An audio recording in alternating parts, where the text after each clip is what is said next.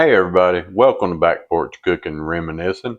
I'm Roger, and as always, we're glad to have y'all here with us today. Today we're going to be doing one of our recipes from the restaurant. Back probably about a year ago, we started doing a seafood dinner on Friday nights, and so we would do some different seafood items for those Friday nights. But this one is one of the ones that always sold out. We never had any left over except for what I put back for myself so I'd have some the next day. But we're going to be doing air up in smoke shrimp and grits. So y'all stay tuned and we're going to get to making these shrimp and grits and show you exactly how we did it in the restaurant.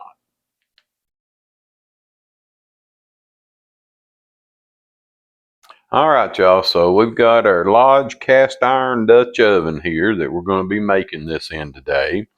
And so in that, we've got our butters melting, and we're going to add our green peppers.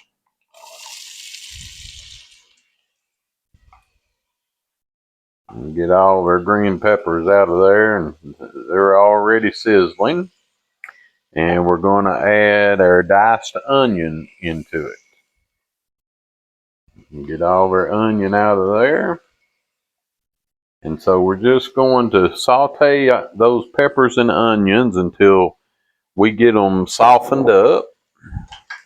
We'll give it a good stir and get everything coated with some of that butter. And then we're just going to let that cook down for a little bit. And then we will get our next ingredients in the pot. So we got our peppers and our onions are sauteing now. And they're starting to smell really, really good. And we used about 2 tablespoons of butter, and it was 2 cups of onion and a cup and a half of bell pepper. And we want to hit that with just a little bit of salt and hit it with just a little bit of pepper. All right. And then we just let them continue to saute until we get them soft and translucent. So we've been cooking on our bell peppers and our onions for probably about 6 to 8 minutes now, and we've got them all translucent and soft. So now the next thing we're going to do, and I've cut the heat down just a little bit, got it on about a 2.5, and we're going to add in our chopped garlic, and this is about 2 cloves of fresh garlic. And we're going to add that in there and stir it around and give it about 30 seconds or so, just so that it can start to get fragrant. And we don't want it to brown, we just want it to get good and fragrant and aromatic and flavor up our peppers and our onions. Like I say, that usually takes about 30 seconds. So not too long at all.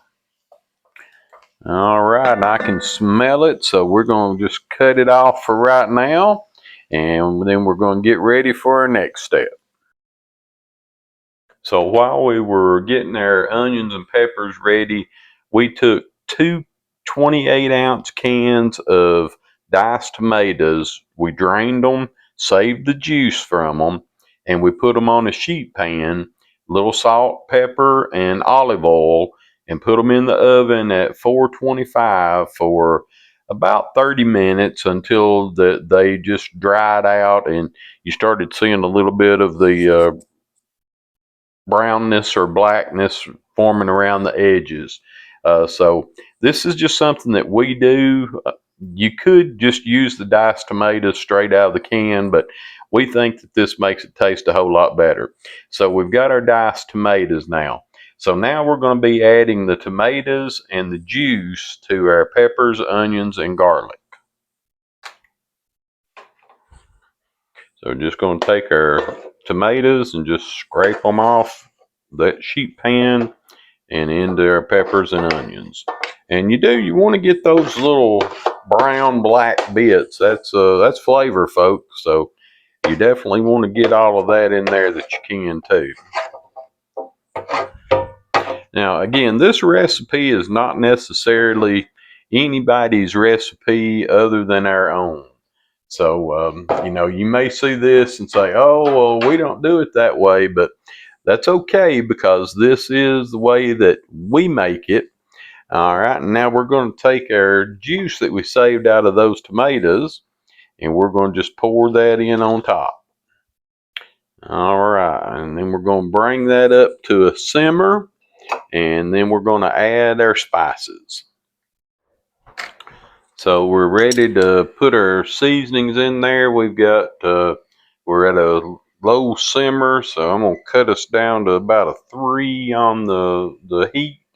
And we're going to start out with 1 teaspoon of onion powder, 1 teaspoon of garlic powder,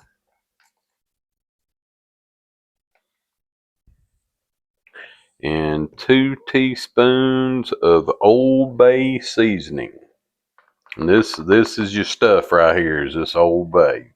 But we're going to start out with just 2, and then we'll see if we need to add any more to it. And we're going to give that a good stir. And if when you're doing this, if your juice from the tomatoes don't seem to be enough, you can add some more tomato juice to it, or you could even add some chicken broth to it.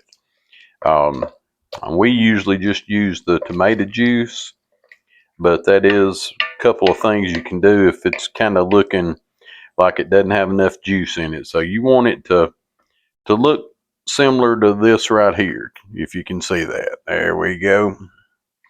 All right, and then we're also going to put in a bay leaf. Let's see, that's about a half of a bay leaf, so let's throw another small one in there.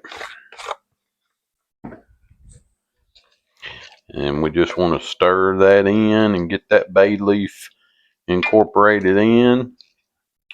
And then, like I say, we're just going to let this simmer for a few. And then we'll come back and make the finishing touches on it. Now, and depending on how hot you want it, we're going to put some ground cayenne red pepper in it. I'm not going to put much in this one because we don't really like it super hot. But if you do like it hot, use as much as you want to. So we're just going to go, if we can get any to come out. Yeah, my jar is about empty. There's 1, 2, and 3. All right, and that's all we're going to put in there. And you can also add some hot sauce at this point if you want to add hot sauce. Just be sure you stir that around and get it incorporated into everything and evenly distributed, because you don't want to get one big mouthful of cayenne pepper.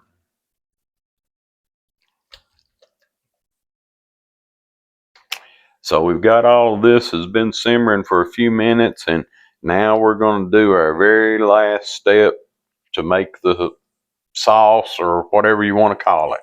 This is a cup of heavy cream, and we're going to just pour it in there slowly and stir while you're pouring it in. And I have cut the heat off to this because we don't want the heavy cream to cook. We just want it to get in there and make everything all good. Oh, that is smelling good, I'm telling you. All right, so Audrey says that looks like plenty, and it's turning a pretty orange color. Yeah, I have to go by look. I can't really. Let me look at it. So she's going to get in there and give it a stir now. So after a few taste tests by Audrey to see if we gotten it right, we did add about 4 more teaspoons of the Old Bay. And so if you want to, when you start making it, if you want to just add you about 4 teaspoons of the Old Bay, then taste it. And if it tastes like it needs more, add you a couple more until you get it to whatever taste that you like the best. And we did add a 1/4 cup of chicken broth because it was just a little thin. So now we're just going to put a lid on it. It was a little too thick. Or a little too thick, sorry. Yeah. We're going to put a lid on it and just set it to the back, and we're going to get started making our grits. So let's make our grits now. So I've got 8 cups of boiling water here, and we've got 2 cups of grits. And we're going to just slowly pour our grits into the boiling water. Make sure you're giving it a stir the whole time.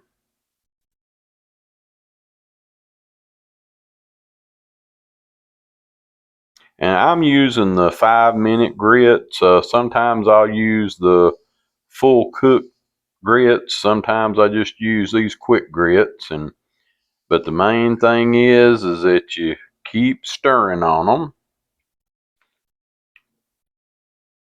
All right, got that done. We're going to put some salt in there, about a 1/4 teaspoon of salt, maybe a little more, just depends on how salty you like your grits. And now we're going to cut that heat down, and we're going to take it to a medium low. So we'll go about a 3 on that. And like I say, just keep stirring it around a little bit for a few minutes. All right, and then we're going to be ready to just put a lid on it. And you need to stay with it for a few minutes just to be sure that it don't want to boil over. But we're going to come back in about 5 to 7 minutes, see if our grits are thick as what we want them to be, and then we'll be really close to being done. The next thing we'll do is cook our shrimp. So after our grits had cooked for about 5 minutes, I went ahead and cut it completely off for another 2 minutes, so that gave us 7 minutes.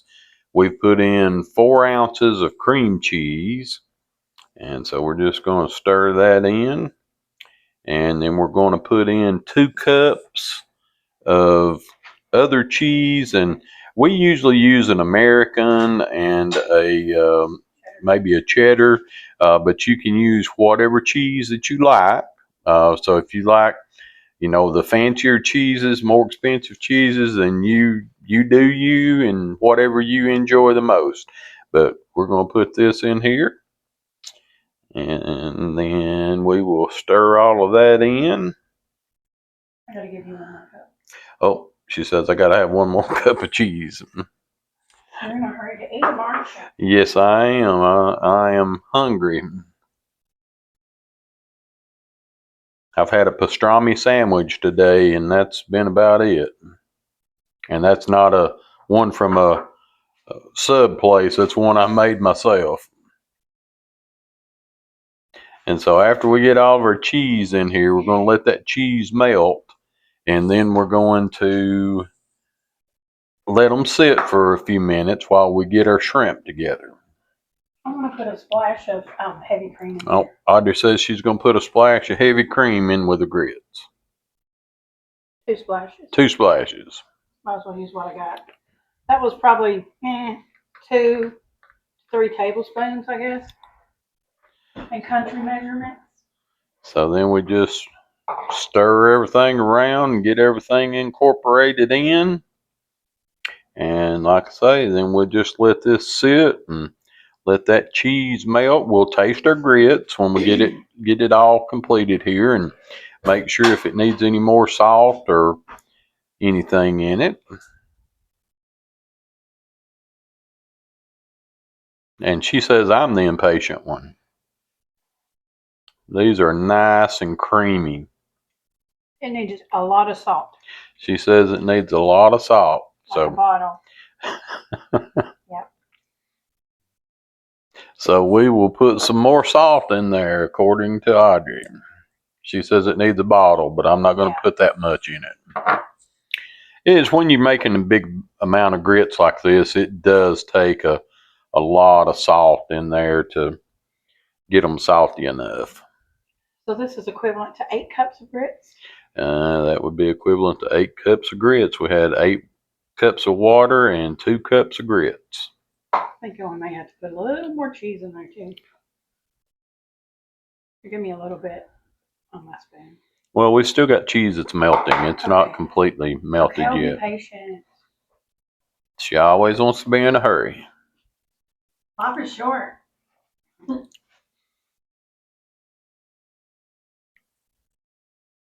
Actually, she's got a date tonight. With my son. Not with me, but with our son. You can take me at any time you want. And they're going to listen to a friend of ours that performs live music, and he's doing a little show tonight, and so they're going to go see him. His name's Michael Gillespie, and if you're... All right, y'all, we got our pans ready, our butter's melted, and we're going to just start putting these shrimp in here.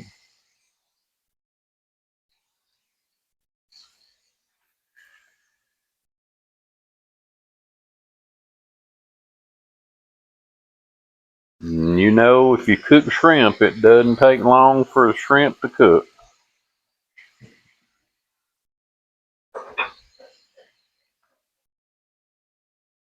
And this was some frozen shrimp. We don't have fresh shrimp here in our area, so, well, we probably could have got some fresh shrimp, but at one of the big supermarkets, Kroger or somewhere like that. But all right, we're going to put a little salt and pepper on there.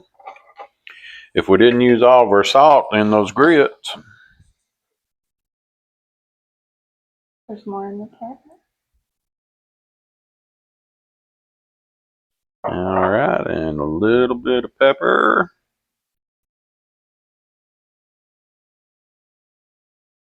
That should do it. And you're sauteing in about 2 tablespoons of butter. And that was about 2 tablespoons of butter that we had in the pan, Audrey tells me. Well, that makes sense. I just need to... All right, and we're just waiting on these to saute up, and once they're done, we'll be ready to put us a plate together. So our shrimp is ready, and Audrey's putting us a plate together over here, and so we'll show you that plate in just a minute. So there's our finished plate. We got a little green onion on top there as a garnish, and now it's time to give this a taste. All right, y'all, so we're getting ready to taste test this, but somebody wanted to say something. Hi guys, I just wanted to say hello and thank you for watching our videos. I hope you love the shrimp and grits. Well, got me a big old bite of shrimp and some grits, and we're going to give it a test and see how it is.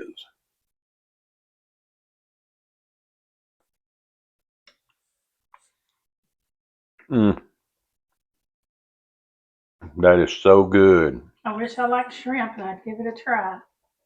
Sorry you don't. It means more for me. So as I said earlier, this is our recipe, so it may not be the same as anybody else's, but it's a recipe that we served in the restaurant. And one of our customers, that this man was from Florida, grew up in Florida, and he's eat shrimp and grits probably all over the United States. But he said that he would put our shrimp and grits up against any that he had ever had before. And if he knew we were having them, he was there with bells on. So I hope y'all will try this. I think you'll enjoy it. It's a little labor intensive. It takes a little longer to make it, but it's well worth the time and the effort that you put into it. And if your family likes seafood, shrimp, grits, this is a just something that's really, really good. And with what I've got here, I'm going to be able to eat on this for several days. So y'all make it for your family, share it with your friends. Remember to hit that like and subscribe button if you haven't already. Appreciate y'all being here today and appreciate you watching our videos, and we will see you next time. Next thing I think I'm going to be cooking is we're going to do a southern style pot roast with carrots, potatoes, whole 9 yards. So y'all be looking for that one.